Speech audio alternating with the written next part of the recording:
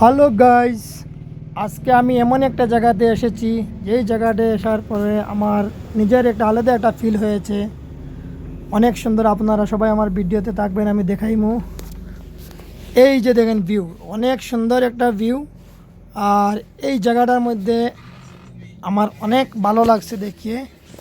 এই দেখেন আপনারা ঠান্ডার সময়কার ভিউটা।